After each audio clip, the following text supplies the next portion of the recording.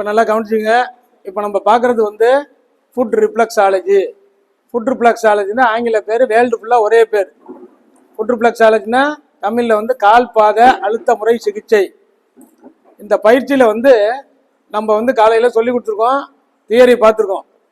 நம்ம உடலில் இருக்கக்கூடிய அனைத்து உறுப்புகளுக்கும் தொடர்புடைய கனெக்டட் பாயிண்ட் இயற்கையாகவே 2 கால் பகுதியிலும் அமைந்துள்ளது. அப்போ காலில் என்னதான் இருக்குது அப்படின்னா, நம்ம உடலில் உள்ளுறுப்புகள் இருக்கக்கூடிய 10 organ, heart, spleen, kidney, urinary bladder, liver, gall bladder, lungs, stomach, small intestine, large intestine, இந்த 10 உறுப்புகளுக்கு தொடர்புடைய கனெக்டட் பாயிண்ட் 2 கால்லையும் இயற்கையாக அமைந்துள்ளது.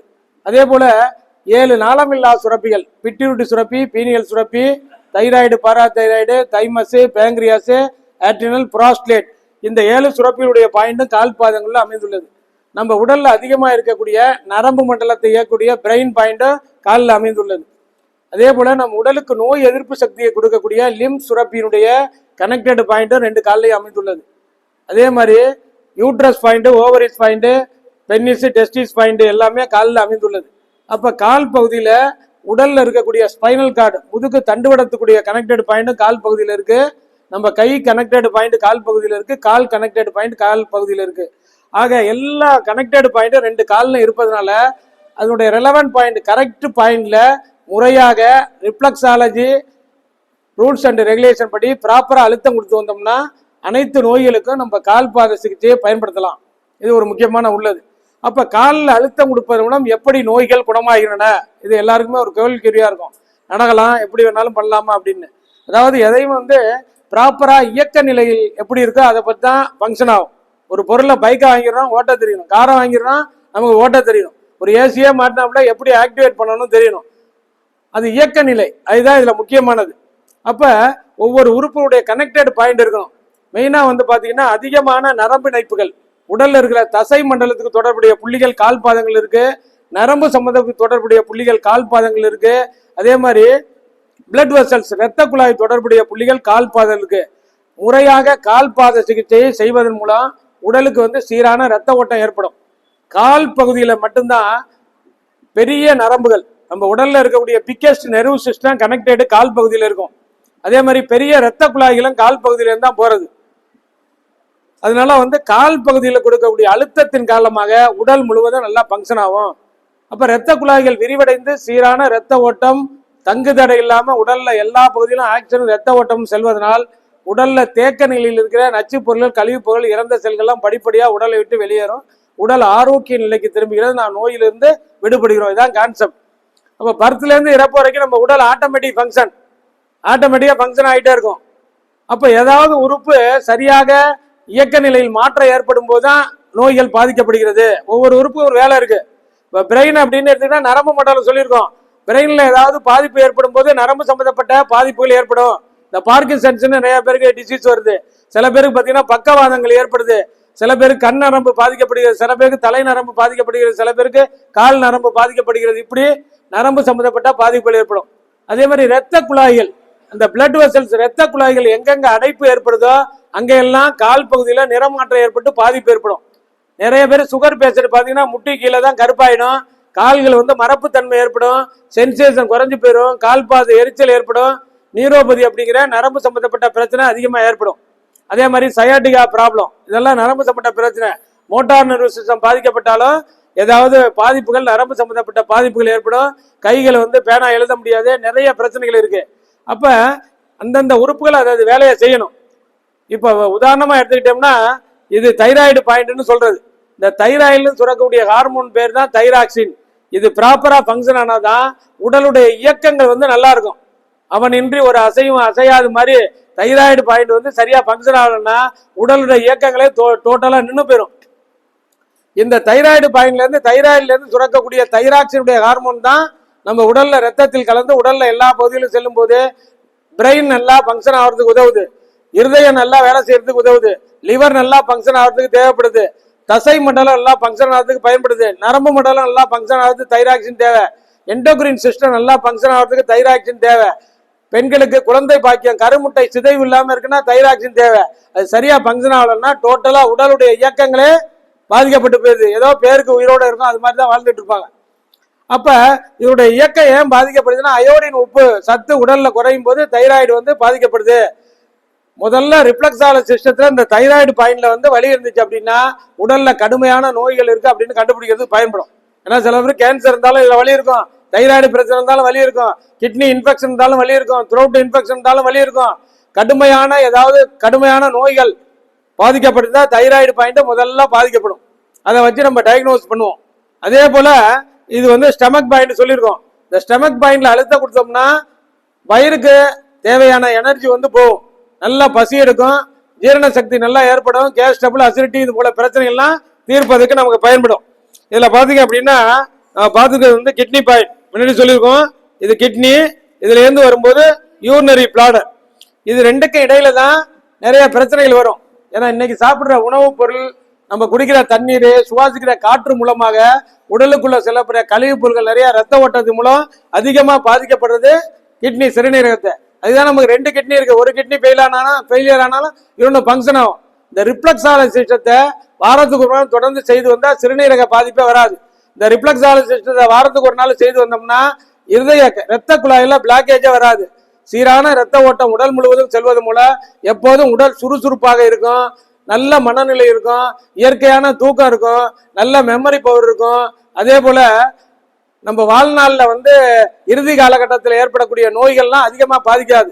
ஒரு குறிப்பிட்ட 60-65 வயசுக்கு மேல பெரும்பாலானவர்கள் ஏதாவது ஒரு நோயால் தாக்கப்பட்டு வாழ்நாள் முழுமையே துன்பப்படுறாங்க. அந்த மாதிரி கஷ்டமே ரிஃப்ளெக்ஸாலஜி வாரத்துக்கு ஒரு நாள் பண்ணிட்டு வந்தா வராது. இதை முழுமையா கத்துக்கிட்டு டெய்லி 5 நிமிஷம் நமக்கு நாமே பண்ணிட்டு வந்தோம்னா வாழ்நாள் முழுவதும் ஆரோக்கியமா இருக்கலாம். ஏன்னா முதுமையான காலகட்டத்துல நிறைய நரம்பு மண்டலம் பாதிக்கப்பட்டு, தசை மண்டலம் பாதிக்கப்பட்டு நடக்க முடியல, தானா பாத்ரூம் போக முடியல, தூக்கம் இல்லாம கஷ்டப்படுறாங்க, உடல் வலியால கஷ்டப்படுறாங்க, முதுகுல எலும்புகள் வந்து தேய்மானம் அடைஞ்சு போயிருது, மூட்டு வலி, முதுகு வலி, கழுத்து வலி, நரம்பு சம்பந்தப்பட்ட பாதிப்பு, இப்படி அதிகமான துன்பங்களை முதிர்வு காலகட்டத்தில் நம்ம அனுபவிக்கிறோம். ஆனா இந்த ரிஃப்ளெக்ஸாலஜிஸ்ட டெய்லி 5 நிமிஷம் பண்ணிட்டு வந்தோம்னா சாகுற வரைக்கும் இறுதி காலகட்டத்தில் எந்த விதமான துன்பமும் இல்லாம நம்ம ஆரோக்கியமா இருப்பதற்கு 100% ரிஃப்ளெக்ஸாலஜி பயன்படும். எல்லாம் பாத்துக்கணும். இப்ப பாத்தீங்கன்னா இதுல சொல்லியிருக்கோம் பிரெயின் பாயிண்ட். அழுத்தம் கொடுக்கும்போது இப்ப எப்படியும் வேகமா அழுத்தம் கொடுத்து நெகத்துல அடிச்சிடக்கூடாது, இப்படி பிடிச்சிக்கிட்டு அப்படியே மெதுவா அழுத்தத்தை கொடுக்கணும். இப்ப கொடுக்கக்கூடிய அழுத்தம் எதுக்கு பயன்படுது? பிரெயின், பிட்யூட்டி, பீனியல் சுரப்பி. முன்னாடி சொல்லியிருக்கோம் பிரெயின் தான் வந்து நரம்பு மண்டலத்துக்கு அதிபதி. நம்ம உடல்ல வந்து மூளை நல்லா சுறுசுறுப்பா இயங்கணும்னா அதுக்கு ஸ்டிமுலேட் பண்றதுக்கு இது மாதிரி பண்ணணும். அதே மாதிரி பிட்யூட்டி clan, one of the master clan, அது 8 வகையான ஹார்மோன்களை சுரக்கிறது சொல்லி கொடுத்துருக்கோம். அதே மாதிரி பீனியல் சுரப்பி, பீனியல் சுரப்பிலிருந்து சுரக்கக்கூடிய ஹார்மோன் பேர் தான் என்ன சொல்லுங்க, மெலட்டோனின். அது எதுக்கு பயன்படுது? கேன்சர் செல்களை குணப்படுத்தவும் கேன்சர் வராம தடுப்பதற்கும் பயன்படக்கூடிய முக்கியமான ஒரு ஹார்மோன் வந்து மெலட்டோனின். அது மாதிரி இயற்கையான தூக்கத்தை கொடுக்கக்கூடிய ஹார்மோனும் இந்த மெலட்டோனின். அப்படி கொடுத்துறோமா? அப்ப பிரெயின், பிட்யூட்டி, பீனியலுக்கு அழுத்தம் கிடைப்பதன் மூலம் பிரெயின் நல்லா ஃபங்க்ஷன் ஆகும், நல்ல தூக்கம் வரும், நல்ல மெமரி பவர் அதிகமாகும், நல்ல மென்டல் டிசார்டர் மனநிலை பாதிப்புகள் எதுவுமே வராம தவிர்க்க உதவும். அதே மாதிரி பாத்தீங்கன்னா இந்த இடத்துல கொடுக்குறோம்ல அழுத்தம், இந்த அழுத்தம் வந்து பாத்தீங்கன்னா இது வந்து ஃபேசியல் முகம், ரைட் சைடு முகத்துல வீக்கா இருந்தாலோ வலி இருந்தாலோ இந்த இடத்துல கொடுக்கும்போது அது குணமாகும். லெஃப்ட் சைட்ல கொடுக்கும்போது reach to energy left side முகத்துக்கு போகும். அதே மாதிரி இந்த கட்டையை வந்து கையை வந்து இப்படி போட்டு அமுக்கிட கூடாது, லேசா வைக்கிறோம், இதை வச்சு அழுத்திட்டு அப்படியே கொடுக்கறது. 20 கவுண்ட் அப்படியே கொடுக்கலாம். இங்க வலி இருந்தாதான் அங்க வலி இருக்கும், இல்லைன்னா இல்ல, வலி இல்லைன்னா ஒரு 10 கவுண்ட்ல விட்டுறலாம். அதே மாதிரி பாத்தீங்கன்னா அப்படின்னா த்ரோட்டு, நம்ம உடல்ல வந்து எந்த விதமான கிருமிகள் நச்சு பொருட்கள் போனாலும் த்ரோட்ல தான் இன்ஃபெக்ஷன் ஆயிடும். அது அதிகமா ஆயிட்டுனா ஃபீவர் வந்துடும். அந்த கழிவுப் பொருட்கள் வெளியானாதான் மீண்டும் த்ரோட் வந்து நார்மல் நிலைக்கு வரும். இருமல், சளி அதிகமாகி உணவு முழுங்க முடியாம சில பாதிப்புகள் ஏற்படும், அது இன்ஃபெக்ஷனால வர்றது. அப்ப அந்த த்ரோட்ல பாதிப்பு இருந்தா கம்பல்சரி இந்த வலி இருக்கும். இதுல நம்ம அப்படியே கொடுக்கறது. இந்த தைராய்டு பிரச்சனை இருந்தாலும் இந்த பாயிண்டை சேர்த்து பண்ணணும். இப்ப கையை பாதுகாக்கிறதுக்காக உள்ளது, இதை வச்சுட்டு கொடுத்தீங்கன்னா ஒரு 10 கவுண்டு, பிரச்சனை இல்லைன்னா ஒரு 10 தடவை பிரஷரை கொடுத்தா போறோம். அதே மாதிரி இந்த மாதிரியும் பிரஷரை கொடுக்கலாம். ஆக இப்ப கொடுக்கறது வந்து உடலுடைய தலையுடைய முன்பக்கம் இந்த சைடு, இது வந்து தலையுடைய லேட்டரல் சைடு. இந்த கை வைக்கிறோம்ல இதுதான் காது, இது வந்து தலையுடைய பின்பக்கம். பின்பக்க தலைவலின்னா பின்பக்கத்துல இந்த சைட்ல கொடுக்கணும். அப்ப டோட்டலா இதுதான் தலை. இந்த பக்கம் கொடுக்கக்கூடிய அழுத்தத்தின் காரணமாக தலைக்கு செல்லக்கூடிய நரம்பு மண்டலம் நல்லா ஃபங்க்ஷன் ஆகும், தலைக்கு சீரான ரத்த ஓட்டம் ஏற்படும், தலையில வந்து பிரெயின் வந்து சுறுசுறுப்பா இயங்குவதற்கும் நமக்கு பயன்படும். அடுத்தது பார்த்தோம்னா இதான்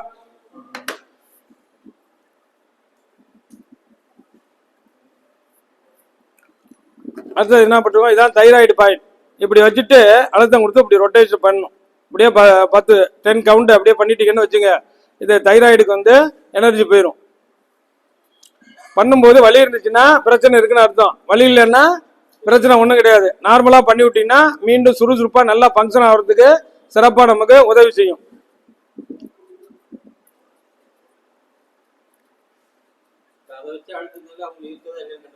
ஆமாம் ஆமாம், உடல் அமைப்பு.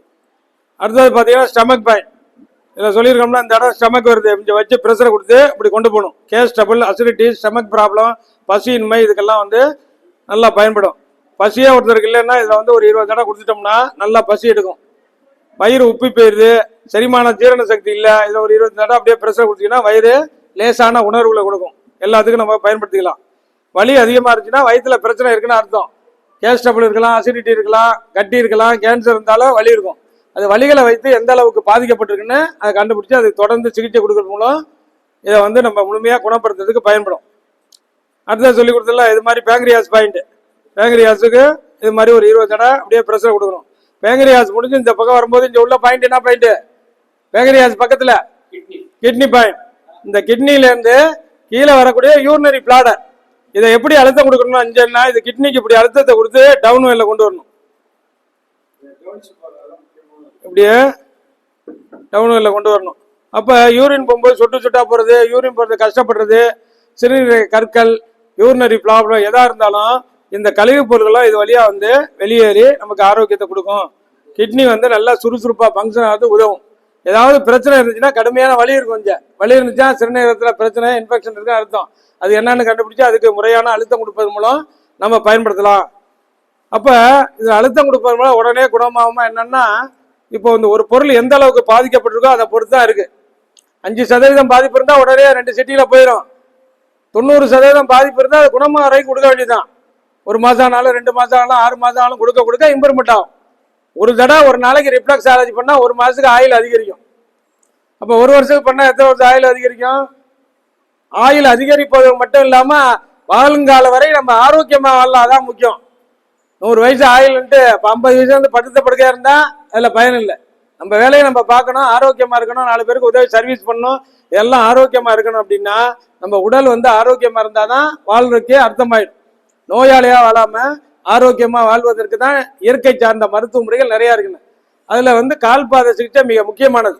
எல்லாம் உலக தோன்றிய முதலாக, மனித இனம் தோன்றிய முதலாக பாரம்பரியமாக சித்தர்களில் வந்த மருத்துவ முறையில் ஒன்று தான் இந்த கால்பாத சிகிச்சை. இன்னைக்கு ஃபுட் ரிஃப்ளெக்ஸாலஜி என்ற அடிப்படையில் எல்லா நாட்டிலையும் இருக்கக்கூடிய மருத்துவம். அதனால சிறுநீரகத்துக்கு இந்த பொசிஷனில் தான் கீழே டவுன் வெல்ல நம்ம வந்து அழுத்தம் கொடுக்கணும். ஒரு 20 கவுண்ட் அப்படியே கொடுத்தீங்கன்னா எந்த வழியும் இல்லைன்னா ஒன்றும் சிறுநீரகத்தில் பிரச்சனை இல்லை, அது சுறுசுறுப்பாக இயங்குவதற்கு நமக்கு நல்லா பயன்படும். அப்போ இந்த கிட்னிக்கும் யூரினரி பிளாடு இடையில இருக்குல்ல, இதான் வந்து இந்த என்னது லார்ஜ் இண்டஸ்ட்ரின் ஸ்மால் இண்டஸ்ட்ரி, சிறுகுடல் பெருங்குடல். இந்த பக்கத்தில் நல்லா அழுத்தத்தை கொடுத்துட்டோம்னா மோஷன் சரியாக போகும். கேஸ் ட்ரபிள், அசிடிட்டி, ஸ்டமக் ப்ராப்ளம்லாம் இல்லாமல் பாதுகாப்பதற்கு உதவும். ஏன்னா பெரும்பாலும் அதிக பாதிப்பு வந்து பெருங்குடல் தான் ஏற்படும், சிறுகுடலில். ஏன்னா வளைஞ்சு வளைஞ்சு வளைஞ்சு அது போகிறது, அப்போ கண்டுபிடிக்க முடியாது. இப்போ லார்ஜ் இண்டஸ்ட்ரியில் பெருங்குடலில் ஒரு கேன்சர் இருக்குது, கட்டி இருக்குன்னா கண்டுபிடிக்க முடியாது. இப்போ புதிய நான் என்ன பண்ணுவாங்க, எண்டோஸ்கோபி போட்டு பார்த்து தான் பண்ணுவாங்க. அதனால வந்து நம்ம அழுத்தம் கொடுப்பது மூலம் அந்த அழுத்தத்தினால வந்து என்ன ஆகும், அங்கே இருக்கிற கழிவுப் பொருள், நச்சு பொருளாக ஈஸியாக வெளியேறதுக்கு பயன்படும். அப்போ இந்த மாதிரி என்ன பண்ணுவோம்னா இந்த பொசிஷனில் அழுத்தத்தை கொடுப்போம். இந்த அழுத்தம் எது கிடைக்குது, சிறுகுடல் பெருங்குடலுக்கு இந்த அழுத்தம் வந்து போகுது. அப்போ கொடுக்கும்போது எந்த இடத்துல வலி இருக்கு, இப்போ இந்த இடத்துல கொடுக்குறோம், இங்கே வலி இல்லை, இங்கே வருதுன்னா ஏதாவது ஒரு பகுதியில் பாதிக்கப்பட்டிருக்கும்.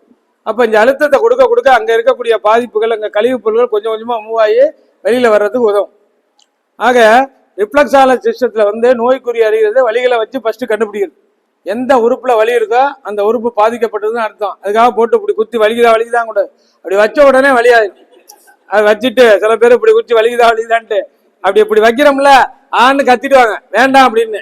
அந்த மூமெண்ட்ல வரும் அந்த வலி. அப்படின்னா மின்னல் வேகத்தில் வேலை செய்யும், டக்குன்னு கண்ணுலேருந்து தண்ணி வந்துடும். அது வந்து அந்த உறுப்பு பாதிக்கப்பட்டிருக்கணும். இப்போ கிட்னியில ப்ராப்ளம் இருக்கு, கிட்னியில கொடுத்த உடனே ஆன்னு அழுதுருவாங்க, கண்ணுலேருந்து தண்ணி வந்துடும். அது இப்போ சிறுநீரகம் பாதிக்கப்பட்டிருக்கு, இல்லை ஹார்ட்ல வந்து ஹார்ட் பாதிக்கப்பட்டிருக்கு, லங்ஸ்னா லங்ஸ் பாதிக்கப்பட்டிருக்கு, லிவர் பாதிக்கப்பட்டிருக்கு. இப்போ நம்ம சொல்றோம்ல, ஒரு டாக்டரை போனா ஹார்ட் ப்ராப்ளம், ஹார்ட் டாக்டர், இவருக்கு ஹார்ட் ப்ராப்ளம் இருக்கு, இவருக்கு கிட்னி ப்ராப்ளம் இருக்கு, இவருக்கு யூரினரி இன்ஃபெக்ஷன் இருக்கு, இவருக்கு த்ரோட் பிரச்சனை இருக்கு. ஒரு நோயை பற்றி அந்த உறுப்புகள்ல போகும்போது அந்த உறுப்பை பத்தி சொல்றது.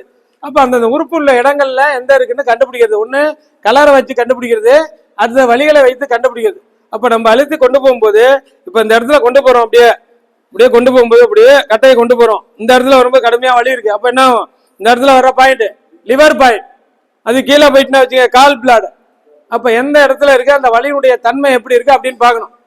இப்போ ஒருத்தருக்கு ட்ரீட்மெண்ட் கொடுக்கும்போது லிவர்லயும் வலி இருக்கு, கிட்னிலையும் வலி இருக்கு, லங்ஸ்ல இருக்கு, ஹார்ட்ல இருக்குன்னா ரொம்ப சீரியஸ் கண்டிஷனுக்கு உள்ள உறுப்புகள், உடனே போய் முறையான ட்ரீட்மெண்ட் எடுக்கணும். நம்ம ஒரு மனிதன் வந்து காலையில பாக்குறோம், சாயங்காலம் இறந்துட்டாரு சில பாதிப்புகள்ல. அப்ப உள்ள இருக்கிற நோய்கள் வந்து தெரியாது. அப்ப டாக்டர்கிட்ட போய் ஸ்கேன் இன்னும் எடுத்து பார்த்தாதான் உங்களுக்கு வந்து அந்த என்ன நோய்னு கண்டுபிடிக்க முடியுது. அப்ப நம்ம எளிமையா வந்து இதில் கண்டுபிடிச்சு ஆரம்ப நிலையிலே நோய்களை குணப்படுத்தி பாதுகாத்துக் கொள்ளக்கூடிய அற்புதமான தான் நம்ம ரிஃப்ளெக்ஸாலஜி பயன்படும். அப்ப இதே மாதிரி இந்த பாருங்க, லெங்ஸுக்கு பாயிண்ட்டுக்கு இந்த டவுன் வெல்ல கொடுக்கணும். அப்படி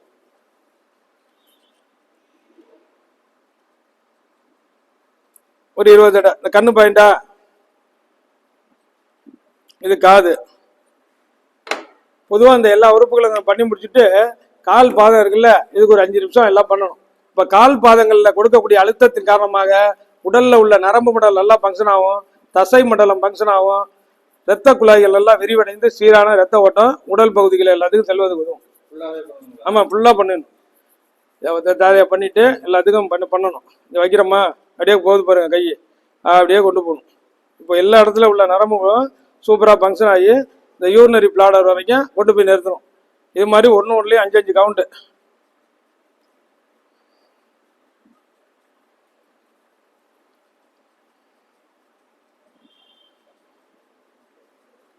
இப்போ கொண்டு போகும் இப்படியே போகும்போது இந்த இடத்துல வலி வருது சோலார் பிளெக்ஸ் பாயிண்ட், அதை தாண்டி இந்த இடத்துல வலி வருது கிட்னி பாயிண்ட், இந்த இடத்துல வந்து லார்ஜ் இன்டெஸ்டின், இது ஸ்மால் இன்டெஸ்டின், யூரினரி பிளாடர். அப்படியே நம்ம எந்த இடத்துல வலி இருக்கோ அதை வச்சு போகணும்.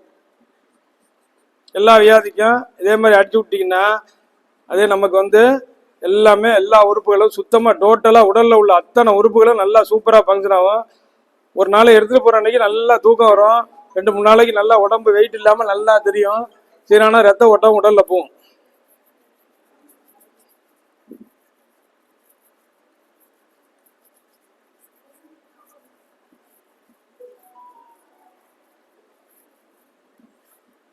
இந்த டைரக்ஷனும் மிக முக்கியம். இப்படியெல்லாம் சுத்தக்கூடாது. கால் பகுதி வந்து இப்படி வச்சோம்னா அப்படியே ரொட்டேட் போகும். இது வந்து சென்டரில் உள்ளது மத்திய நரம்பு மண்டலத்துக்கூட பகுதி, நர்வஸ் சிஸ்டம் நல்லா ஃபங்க்ஷன் ஆகும். அப்படியே கொண்டு போகிறோமா, இந்த பொசிஷனில் தான் போகணும். நம்ம இஷ்டத்துக்கு காலை போய் வளைச்சி கிளச்சி இதை பண்ணக்கூடாது. எப்போதுமே இது சொல்லிக் கொடுக்கறத அந்த கால் வந்து நம்ம பார்வையில் இருக்கணும். இப்படி வைக்கும்போது நம்ம பார்வையில் இருக்கும். கால் நல்லா வந்து இது பிடிக்கிறதுக்காக, பேலன்ஸுக்காக கட்டையை நம்ம அழுத்தி பிடிக்காம அப்படி பிடிச்சிட்டிங்கன்னா கட்டையை வைக்கும்போது கட்டை எப்படி ரொட்டேஷன்லாம் போது பாருங்க. ஒரு பொருளை நம்ம சுழற்சி முறையில் கொடுக்கும்போது தான் அந்த எனர்ஜி போகும். நல்லா கவனிக்கணும். சும்மா இப்படி போட்டு இப்படியே குத்திட்டு இருந்தாலும் இதாகாது. இப்படி எப்படி ராட்டையை சுத்துறோமோ அந்த காற்று எனர்ஜி நம்ம கொடுக்கும்போது அந்த ரொட்டேஷன்ல கொடுக்குறோம். அப்போ அந்தந்த உறுப்புகளுக்கு என்ன ஆகுது, அந்த ரொட்டேஷன்ல ஈஸியா வந்து எனர்ஜி வந்து போகும்.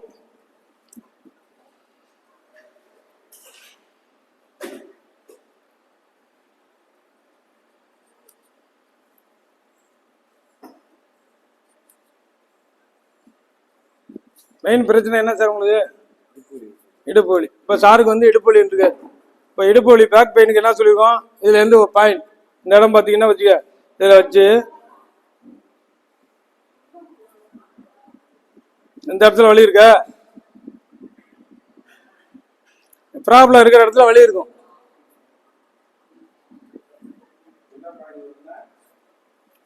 இதெல்லாம் லம்பார் சேக்ரல் பாயிண்ட் எல்லாம் சொல்லி அதான் இதுக்கு தான் கொடுக்குறோம். இப்போ சாருக்குள்ள பிரச்சனைக்கு அதை கொடுக்குறோம். அவருக்கு வந்து L2 இருந்து சேக்ரல் 2 வரைக்கும் அந்த ப்ராப்ளம் இருக்கு. வேற இடத்துல இல்லை. உங்க காலில் கொடுத்தோம்ல சுத்தமாக வலி இல்லை, இந்த பேக் பெயின்னால அந்த பாயிண்ட்ல கொடுக்கும்போது அந்த வலி தெரியுது. இப்போ அழுத்தத்தை கொடுத்து நம்ம சுத்தமாக குணப்படுத்தணும்.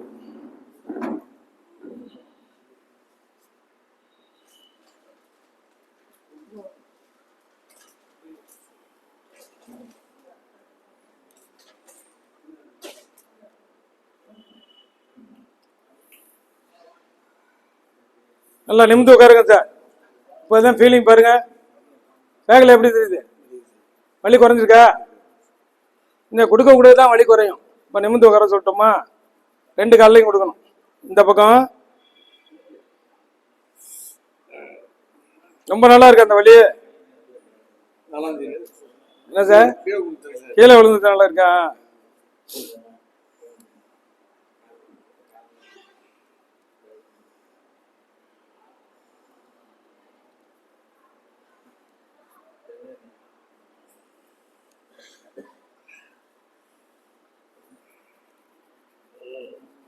இப்போ நல்லா நிமிந்து உட்காருங்க. இப்போ எப்படி இருக்கு வலி?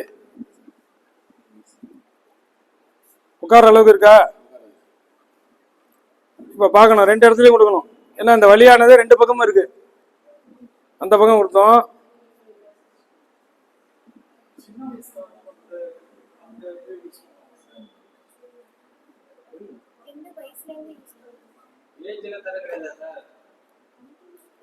சொல்லி கொடுக்குற ட்ரீட்மெண்ட்டை ஃபர்ஸ்ட் கவனிங்க சார். இருங்க சார், இருங்க. அப்புறம் இப்போ ட்ரீட்மெண்ட் கொடுக்குறோம்னா அதை கவனிக்கணும். சும்மா குறுக்க பேசிக்கிட்டே இருந்தா அப்புறம் எப்படி எதுக்கு ட்ரீட்மெண்ட் கொடுக்குது? இப்போ எல்போ கொடுக்குறோமா, குறையுதா என்னன்னு அதை பார்க்கணும், கவனிக்க. நீங்க பேசிக்கிட்டே இருந்தா இப்போ எவ்வளோ கஷ்டப்பட்டு கொடுத்துட்டு இருக்கோம். உட்கார வச்சிருக்கோம்ல பேட்டு. பயிற்சிக்கு வரும்போது கொடுக்கறத இருந்து கவனிக்கணும். அவர் கொடுக்குறோமா, குணமாவதா ஆகலையா?